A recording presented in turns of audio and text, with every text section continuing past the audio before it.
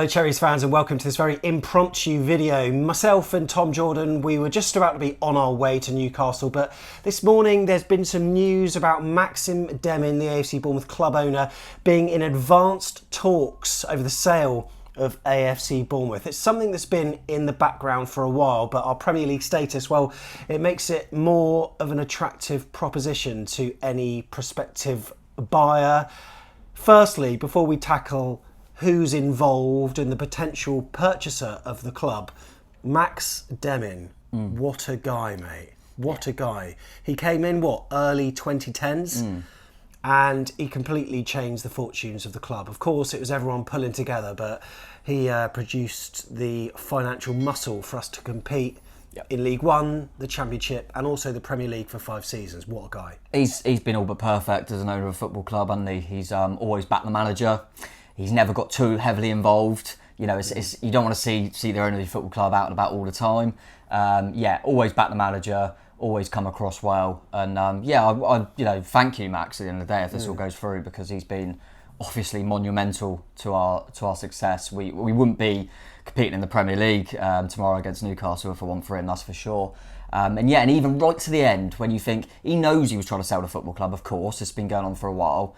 He still spent money in the summer. And he still decided that a manager who was whinging a lot, I'm going to sack him. He didn't need to sack him. You think, I ain't going to be here long. I'll just leave it. But he's still, the club's best interest at heart, I think. And that's why there's that positivity of thinking he'll leave us in a good place. He'll leave us, for the next owner, we'll be in a really good situation. And also, I think he'll make sure it's in capable hands going forward.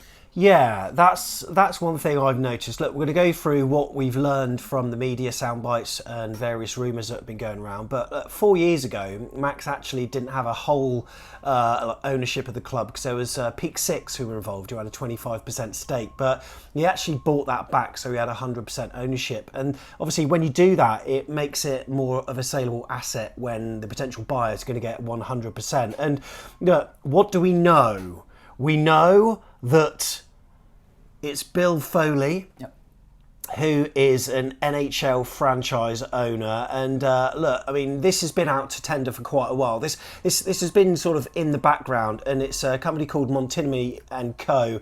It's a boutique investment bank based in Santa Monica, and they were appointed to market the club. And there have been a few interested parties by the sounds of it, and they were appointed with a view to attracting American investors, and it seems we've done that, certainly. So he'd be heading the takeover, and it's clear that he would be part of a group. So apparently his worth is over $1 billion, but there could be some more as well as that. I mean, these are big numbers, mate, aren't they? Yeah. But he's the chairman of Fidelity National Financial. It's one of the largest insurance companies in the US. But he's best known for bringing the first major professional sports franchise to Las Vegas, by the way, of ice hockey's Golden Knights.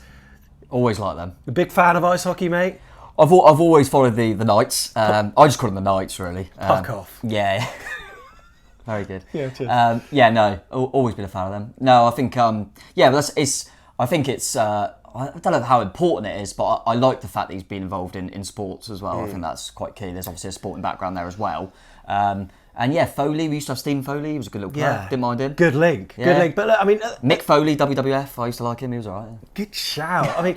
So Max at the moment, he's over 160 million into the club, and it's rumoured that the purchase sort of price would be 150 to 160. So he'd effectively get his money back, and it's a good time in the States to buy because the dollar's really strong against the pound at the moment, which is a really good thing.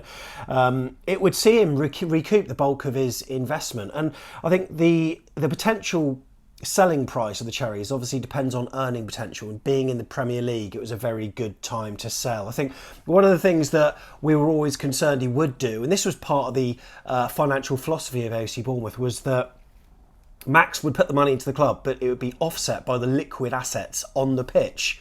Like, i.e., if we really needed to, we could sell all of the assets that we've got in terms of our players, and he could recoup his investment. Now, obviously, we would need to be buying some more in, but that was the way that we were doing things. And look, let's face it, he could have done that so far. He could have been taking money out and lessening his loans to the club, which, by the way, were interest free. He's always had the club at heart, and when needed, he's always backed the manager. Now, if this guy, Max Demin, was looking to sell the club for quite a while, which apparently it was, he's put money into the start of the redevelopment of the training ground, but also last season he supported Scott when it was needed, but also we've paid up to £25 million or more for recruits this season, including Marcus Senesi and also Tavernier as well. Yeah, exactly. What I mentioned earlier is that he still kept backing right to the end, which is big. I think obviously there would have been personal interest involved in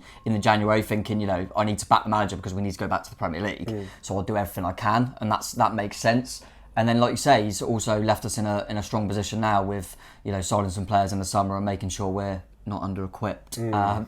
But yeah, no, and as I say as well, he's obviously looked at it and thought that the manager's not the right person to have at this football club, so we'll get rid of him before new investment comes in. So that'll be interesting. Obviously, in a footballing perspective, it will be really interesting to see what the new owner and the club do with a new manager, with new staff, what they look at there, and is that why it's maybe we're gonna have to be patient with that sort of stuff. And that's why I think we've left it in capable hands with Gary O'Neill, but there might be, he might have to stay in charge for a little bit until we do get the right man in and the man that the new owners want. It makes more sense why we haven't rushed into getting a new manager, perhaps. But yeah, Max from start to the finish, mate, has always backed the club and always put us first, which is great. And in terms of the American audience that AFC Bournemouth have, it's unbelievable actually, and a big help was from that NBC Download documentary presented by Roger Bennett, which charted the rise of AFC Bournemouth, from the doldrums of -17.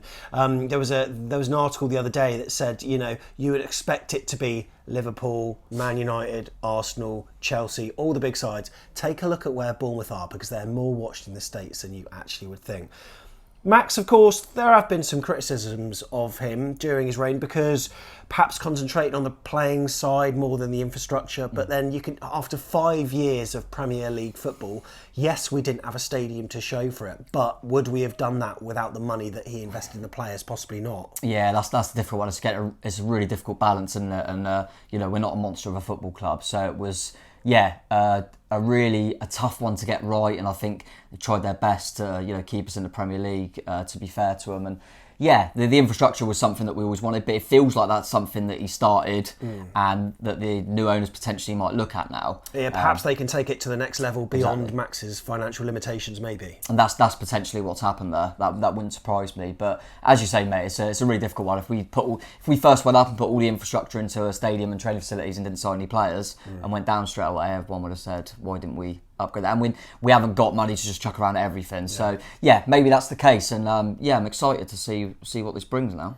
Yeah, so we don't know any more details other than that. There's a lot of conjecture at the moment on the forums and also on Twitter, and I'm sure more will be revealed. And if you keep it locked to Back of the Net, we'll certainly update you with anything that we hear. And also we'll try to get a bit of financial expertise from one of the people that we liaise with who knows his stuff when it comes to football finances. But the overall feelings as a result of what we've seen is, I suppose, some excitement, a lot of nervous trepidation as well, in a way, because Max's hands were so capable. We just felt that at all times he had the best interest of the club at heart, and you're selling it to a group that we don't really know too much about. We're finding out more bits all the time, and there's also amongst some people in the football community saying, not an American consortium again, that'd be half the Premier League, and what will happen next, mate? Will we be splitting the games into thirds, and will the Cherries make a comeback? Will the sprinklers be